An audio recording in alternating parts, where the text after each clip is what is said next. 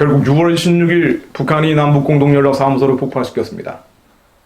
김정은의 여동생 김여정이 이미 얘기했던 거죠. 6월 13일 머지않아 쓸모없는 북남 공동연락사무소가 형체도 없이 무너지는 비참한 광경을 보게 될 것이라고 예고했습니다. 그 사흘 말입니다. 우리 재산에 대한 파괴, 사실상의 전쟁 행위로도 볼 수 있습니다. 2차 대전 직전에 1937년 중일전쟁이 터졌는데요. 그 시작은 일본군이 북경 인근에 있는 노구교라는 다리를 기습 점령하면서 출발한 것입니다. 그만큼 타국에 대한 건물 파괴 점령 행위는 심각한 일이죠. 자, 그런데 이건 기습이 아니죠. 이미 예고된 것입니다. 그런 면에서 대한민국 건국 이래 최대의 치욕스러운 날로 기록될 것 같습니다. 이래 국가적 손해가 얼마나 될까요?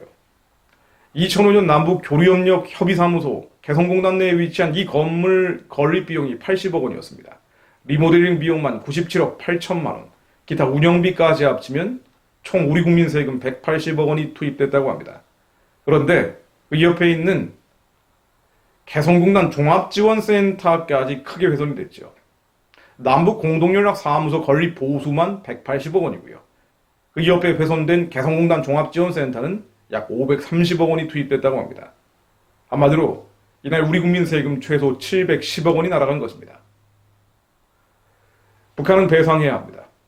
금전배상뿐 아니라 사죄, 또 관련자 처벌 등 손해배상을 해야 합니다. 이게 국제법적인 원칙이죠. 그러나 허망한 이야기가 될 수 있습니다. 정부가 그런 문제 제기를 할 가능성도 없고 북한이 그걸 수용할 가능성도 없죠.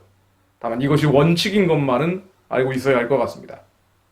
북한의 이번 도발은 6.25 같은 전면전을 하자는 것은 아니죠. 그럴 능력도 없습니다. 식량도 모자라고 석유도 모자랍니다.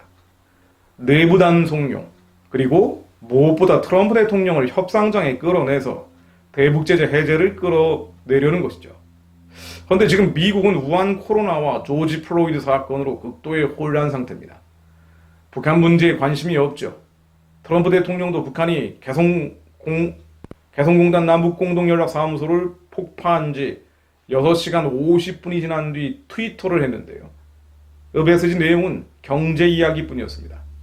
와우, 올 소매 판매가 17.7% 오르며 월 상승폭 사상 최대치를 보였다라는 내용이었습니다.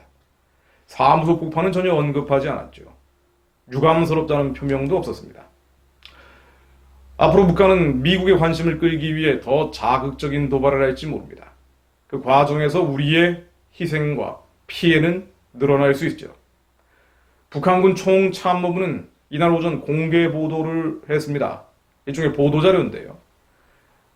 북남 합의에 따라 비무장화된 지대들의 군대가 다시 진출해 전선을 요새화하겠다고 했습니다. 과거에 북한군 주둔지였던 개성공단 지역에 북한군 2군단을 투입하겠다는 것으로 보입니다. 또 9.19 남북 군사합의에 따라 비무장지대 내 GEP를 일부 파괴했는데요. 그것을 재무장하겠다는 뜻으로 해석이 됩니다. 김여정도 6월 13일 담화에서 다음번 대적 행동 행사권은 우리 군대 총참모부에 넘겨주려고 한다고 했었죠. 아마도 북한은 휴전선 앞 도로까지 육안으로 이 가시권 안에 관측이 될 수 있는 지점들을 다시 요새화한 뒤에 장사정포를 동원해서 서울을 겨냥할 수 있습니다. 자, 그런데요. 문재인 대통령은 북한의 예고된 도발 앞에서 어떠한 경고도 북한에 한 바가 없습니다. 70만 대군의 군 통수권자인데 말입니다. 사후에 어떻게 처리할 것인지 국민의 보고도 없습니다. 여당 의원들은 오히려 북한을 조지 플로이드에 비유하고 탈북자 출신인 국회의원이 이번 국회에 나왔기 때문이라는 주장도 했었죠. 청와대와 국방부가 각각 강력한 유감 표명, 군사적 도발 행위를 감행할 때 강력한 대응하겠다는 발언이 나온 정도입니다. 심지어 여당의 중진 의원 한 명은 기자들에게 이렇게 얘기했다고 하는군요. 대포로 폭발을 하지 않은 게 어딨냐고 말이죠. 국민들 입장에서는 억울하고 불안해지는 말과 행동이 계속 나오고 있습니다. 북한의 의도는 물론 현 정부의 맨얼굴도 드러날 대로 드러난 것 같습니다. 이런 상황이 계속되면 이른바 한반도 평화론, 악당에게 굴복해서 평화를 유지하자는 국민들의 생각도 달라질 수밖에 없을 것 같습니다. 다만 시기의 문제죠. 더 큰 사고가 나기 전에, 더 늦기 전에 국민들이 미혹에서 깨어나야 합니다. 또한 이걸 위해 기도해야 합니다. 미혹되는 것은 욕심 때문입니다. 야고보서 1장 14, 15절에 나오듯 오직 각 사람이 시험을 받는 것은 자기 욕심에 끌려 미혹됨이니 욕심이 잉태한 즉 죄를 낳고 죄가 장성한 즉 사망을 낳느니라. 한국의 그리스도인들조차도 하나님의 뜻에서 벗어나 육신의 정욕과 안목의 정욕과 이생의 자랑을 쫓다 보니 미디어의 거짓에 미혹되고 권력의 속임에 넘어가는 것이죠. 또 음란이 번졌기 때문입니다. 미혹 뒤에는 음란이 있죠. 잠언 20장 1절 말씀입니다.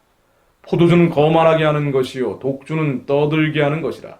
이에 미혹되는 자마다 지혜가 없느니라. 한국의 음란과 죄악 속에서 미혹이 번지고 그것으로 인해 진리의 선포와 진실의 전파가 어려워지는 것이 바로 지금 대한민국 현실입니다. 거룩한 나라로 이 죄악에서 벗어나 음란에서 벗어나 하나님의 선한 뜻, 기쁘신 뜻, 주님의 부르심에 합한 방향으로 교회가 먼저 깨어날 수 있도록 백성을 인도하는 자들이 먼저 깨어날 수 있도록 기도해야겠습니다. 이사야 9장 16절로 백성을 인도하는 자가 그들을 미혹하니 인도를 받는 자들이 멸망을 당하는도다. 백성을 인도하는 것은 교회입니다. 영적인 방향성을 제시하기 때문이죠. 그러므로 먼저 교회가 깨어나 거짓과 음란에서 벗어나 죄악과 음란을 탈피하여 하나님의 부르심에 합당한 이 민족이 가야 될 길로 부르짖어 기도할 수 있도록 중보해야겠습니다. 히브리서 3장 10절로 그러므로 내가 이 세대에 노하여 이르기를 그들이 항상 마음이 미혹되어 내 길을 알지 못하는도다. 하나님의 길, 이 민족을 향한 길은 너무나 명확하지요. 북한의 구원과 해방과 선교하는 제사장적 사명입니다. 그 길을 알지 못하는 것은 미혹됐기 때문입니다. 그 미혹된 것은 탐욕과 교만과 죄악과 음란이 번졌기 때문입니다.